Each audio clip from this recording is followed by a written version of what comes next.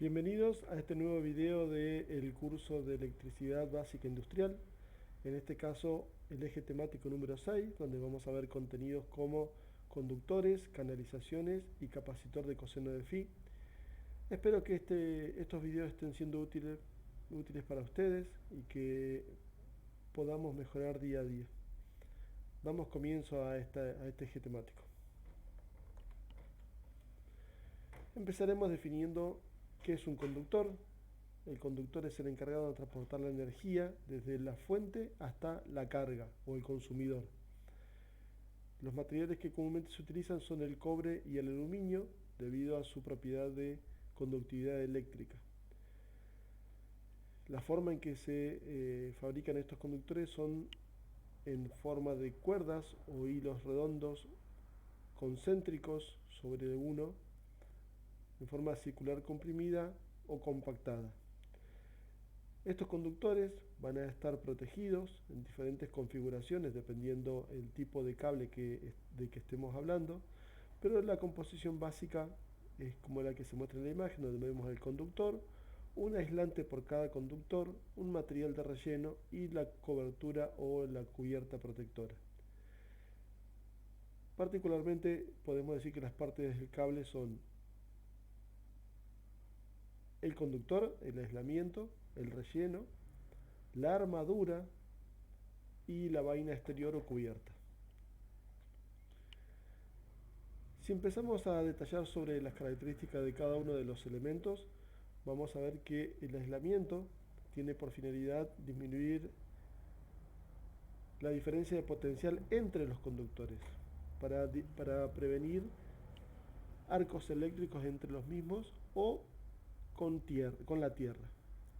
Comúnmente pueden ser diferentes materiales: PVC, XLPE, PE o EPR. Policloruro de vinilo, polietileno reticulado, polietileno termoplástico y goma etilpropilénica. Este material depende obviamente de las características de funcionamiento y la temperatura de operación del mismo. En la imagen vemos que rondan desde los 60 grados hasta los 90 grados, depende del tipo de aislamiento que quiera utilizar.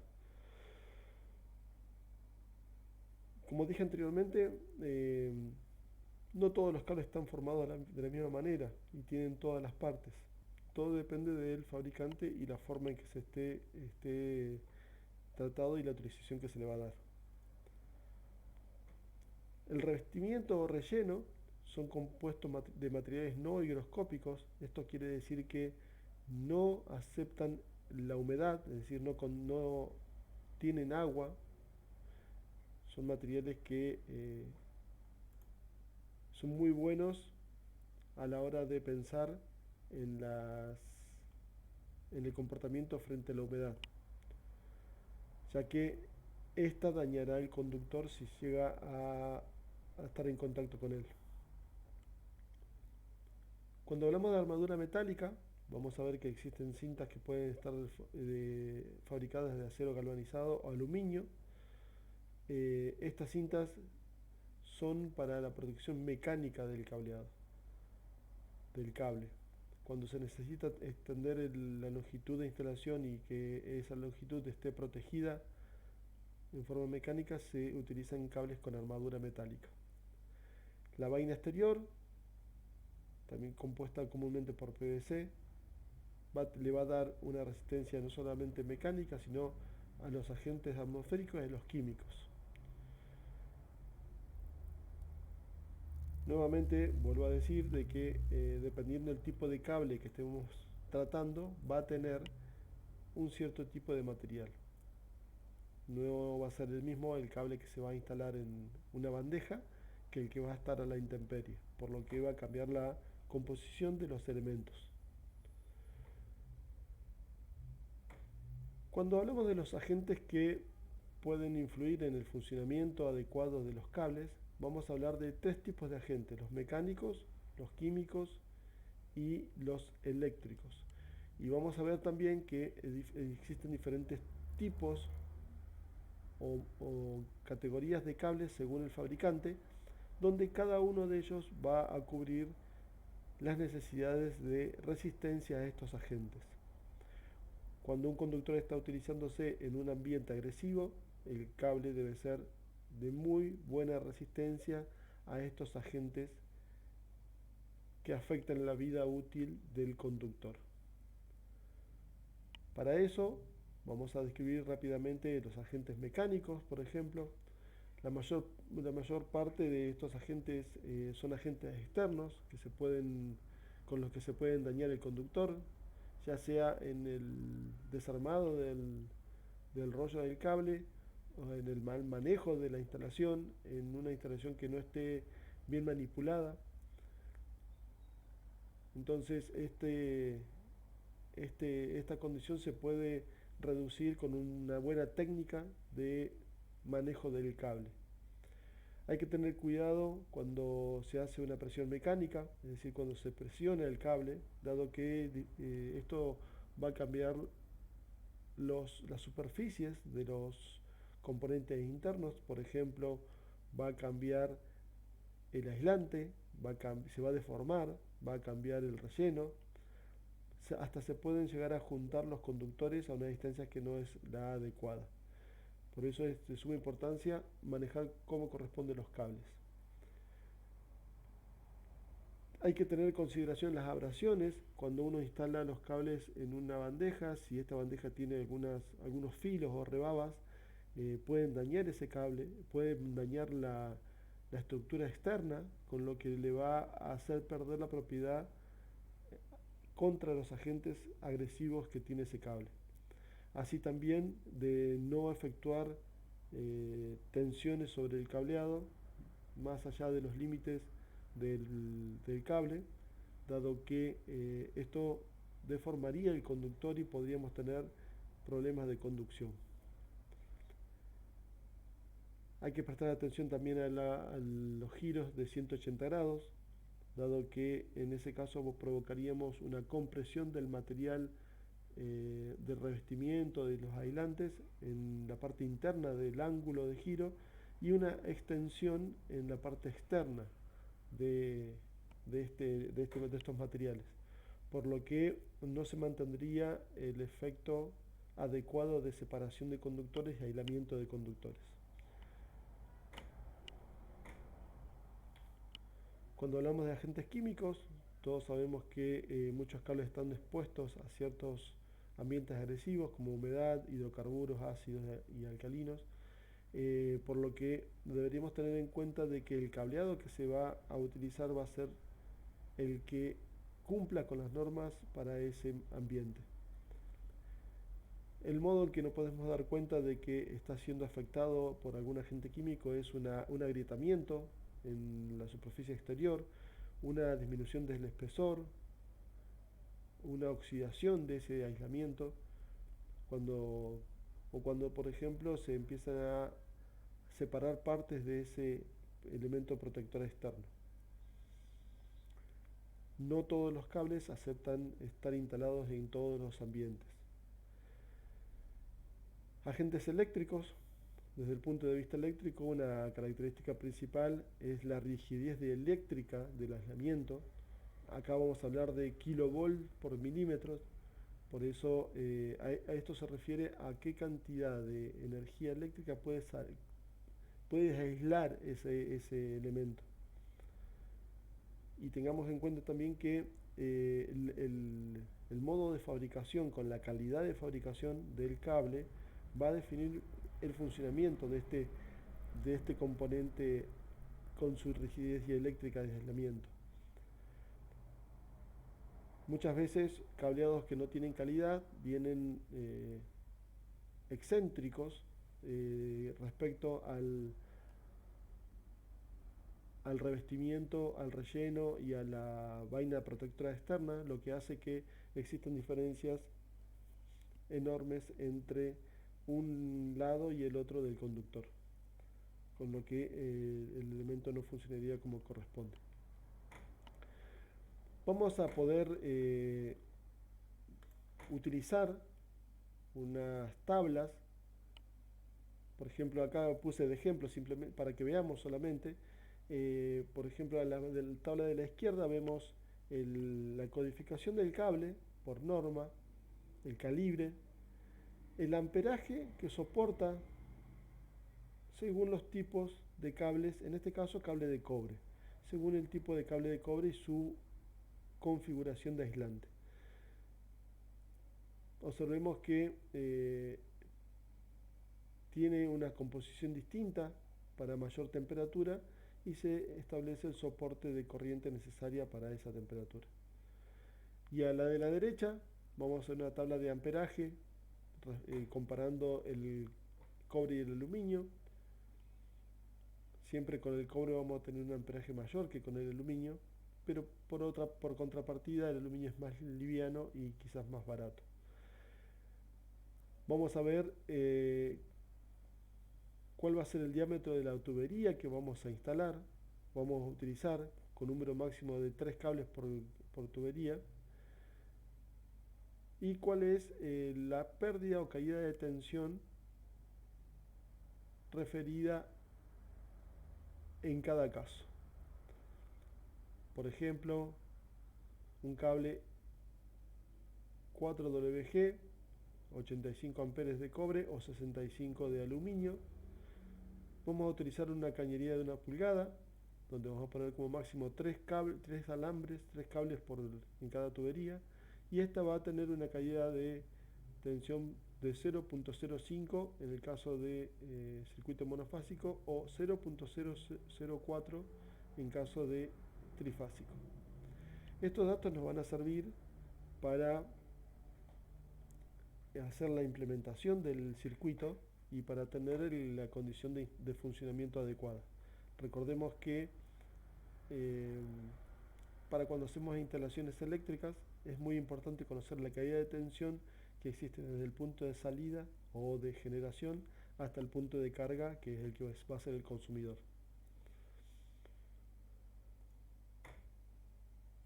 Si hablamos de las formas o los modos de instalación de ese cableado, vamos a encontrar de que existen diversidad de formas para la instalación.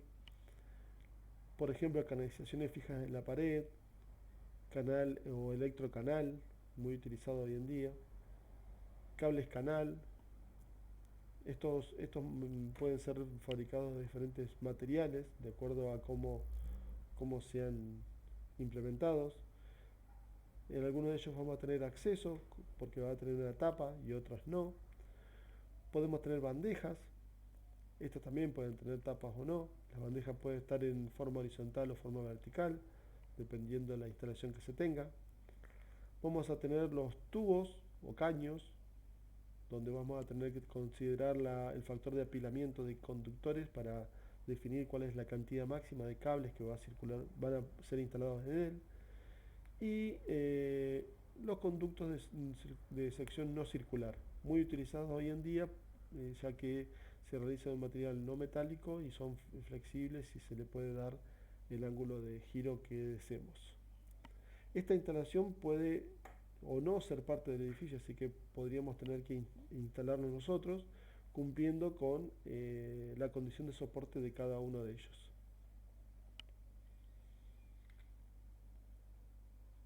Por ejemplo, esto es simplemente un adelanto para lo que sería un cálculo de canalizaciones. Para efectuar el dimensionamiento de las canalizaciones, lo que vamos a tener que hacer es definir la tensión en la que vamos a trabajar, definir la corriente de proyecto. Esta corriente de proyecto ya vamos a ver más adelante que es la corriente que se calcula en función de las cargas que van a estar conectadas al circuito con sus correspondientes tolerancias a la hora de tener una prevención de sobrecarga y con sus elementos de protección y comando. Elegir el tipo de conductor que vamos a utilizar en la instalación y también la forma en que se va a instalar, ya sea una tubería subterránea, un conducto, una bandeja, un caño en la pared,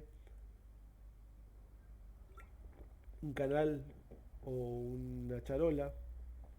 En cada una de ellas vamos a poder utilizar una tabla, como la que se observa ahí abajo a la derecha, donde según el modo de instalación del cable y de la canalización va a definirse un coeficiente para poder usar una tabla y realizar el cálculo.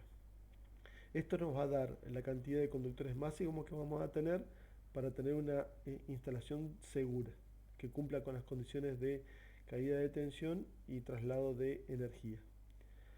Luego de definir qué tipo de instalación vamos a hacer, ya sea conductor e instalación, vamos a tener que determinar la capacidad de conducción de corriente. Esto se calcula y se observa. Vamos a tener que verificar la corriente de cortocircuito para verificar si la instalación que estamos realizando va a soportar un caso de cortocircuito y va a poder ser protegido. Y también, como dije anteriormente, vamos a analizar la caída de tensión que se provoca en distancias. Y así como último punto, vamos a verificar que se cumplan las condiciones de secciones mínimas según la carga que estemos instalando y la canalización que estemos realizando.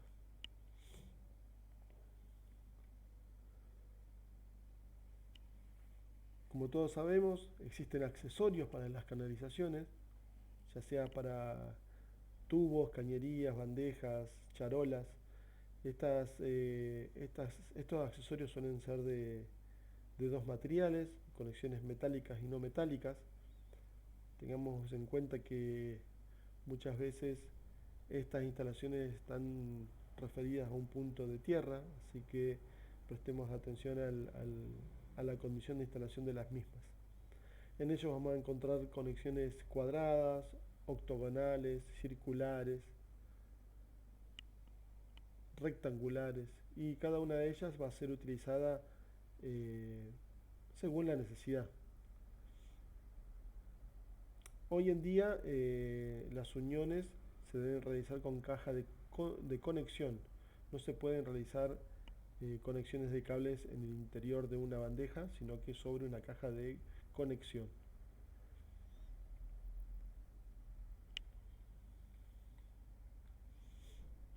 Acá a modo de ejemplo vemos algunos detalles sobre el tipo de caja rectangular, las redondas y las cuadradas, con sus diferentes tamaños en la instalación. Todo también va a tener que ser diseñado de acuerdo a la carga que se esté manejando, de acuerdo a si vamos a tener una cubierta metálica o no. Por ejemplo, muchas veces se utilizan cajas no metálicas cuando eh, uno puede tener la instalación a la vista para no tener riesgos eléctricos con respecto a una persona que esté en ese ambiente,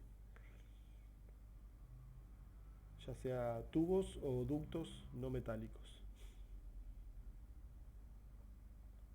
Siempre se recomienda que todos los conductores se alojen en una caja de conexión, nunca dejarlos sueltos, incluyendo cajas para los empalmes, los aislamientos y los giros. Tengamos en cuenta que cuando hablamos de bandeja o charolas, hay elementos especiales para efectuar el giro y que el cable no tenga ninguna tensión sobre él en el trabajo de giro. Hay que respetar el distanciamiento de los cables en cada uno de los tipos de instalación. Comúnmente se dice que se recomienda que los canales no estén ocupados más allá del 60% del tamaño total. Siempre tiene que ser inferior a él. Siempre para reducir quizás, por ejemplo, si estamos instalando un tubo, sobre un tubo, reducir las abrasiones por la tensión de arrastre que tendríamos que realizar cuando instalemos cables nuevos. Hoy en día se utiliza mucho el cable canal. Los cables canales son conductos de canalización de conductores eléctricos que se usan en instalaciones visibles. debido a que, por ejemplo, por imposibilidad de arquitectura no se puede instalar embutidos en la pared. Estos pueden ser nuevamente también metálicos y no metálicos. Hoy en día los no metálicos han ganado mercado sobre los metálicos, dado por su costo y su flexibilidad a la hora de tener accesorios. Pueden ser cuadrados o rectangulares. Estos tienen ventajas muy importantes, ya que son prácticos de instalar. Con una simple tabla podemos definir el soporte específico para cada uno de los cables canales, tipos de instalación. Hay muchas geometrías, muchas formas para instalar los cables sin que éste sufra eh, ángulos no deseados de instalación.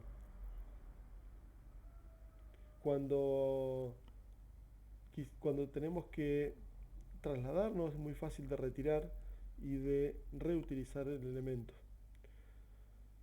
Es muy fácil de inspeccionar, dado que al estar a la vista, accediendo a él, podemos directamente realizar la inspección del cableado y su instalación. Muchas veces tienen tapas y otras veces no. Eh, en cuanto a los cables canales, comúnmente las tapas son de fácil acceso. No existen herramientas especiales para la utilización y apertura de la misma y permiten las ampliaciones fácilmente. Uno puede continuar una instalación sin ningún tipo de problemas. En cuanto a los cables canales metálicos, estos son fabricados comúnmente en chapa de acero, ya sea de sección cuadrada o rectangular, como dijimos anteriormente, con las tapas que pueden venir atornilladas o por presión. Su aplicación se encuentra directamente relacionada con la industria, ya sea en industrias eléctricas o de laboratorios.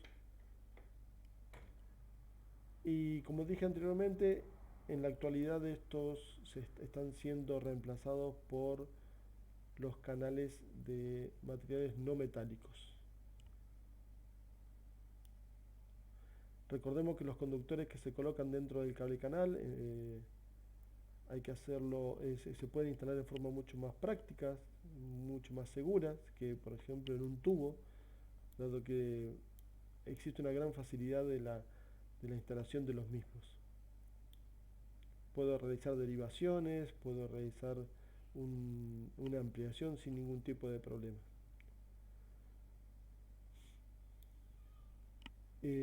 Al estar en el ambiente externo y en un lugar adecuado, yo puedo dimensionarlo de tal forma de que me va a dar una gran ventaja respecto a los tubos, ya que puedo hacerlos más grandes y el cableado que va sobre él tener la separación adecuada para que no sufran efectos de la temperatura o de campos eléctricos entre ellos o, o efectos agresivos del ambiente.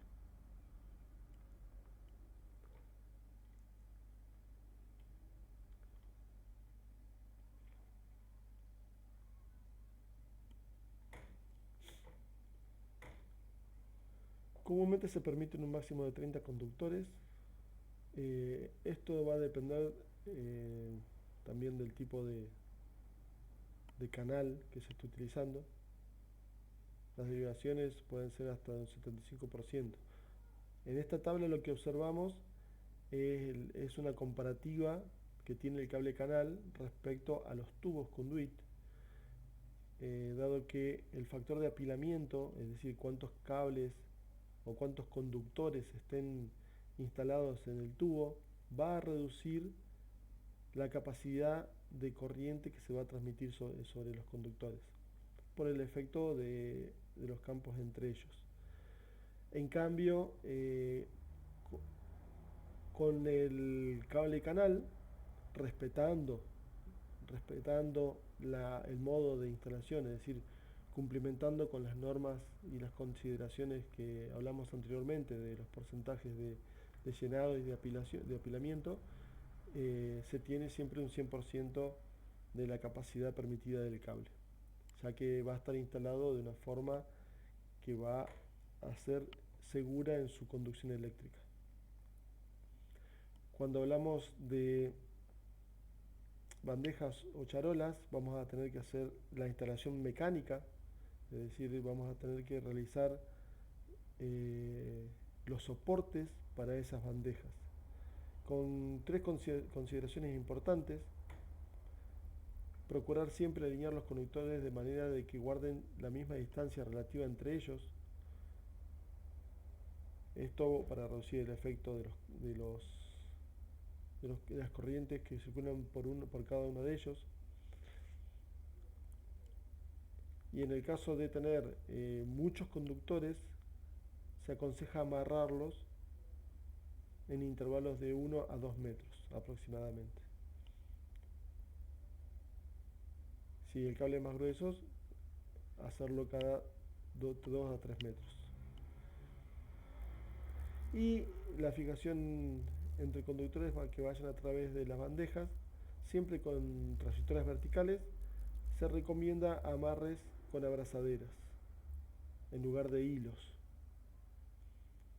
En la tabla vemos la separación de los soportes o sostenes que deben tener esas bandejas para la instalación física de la bandeja.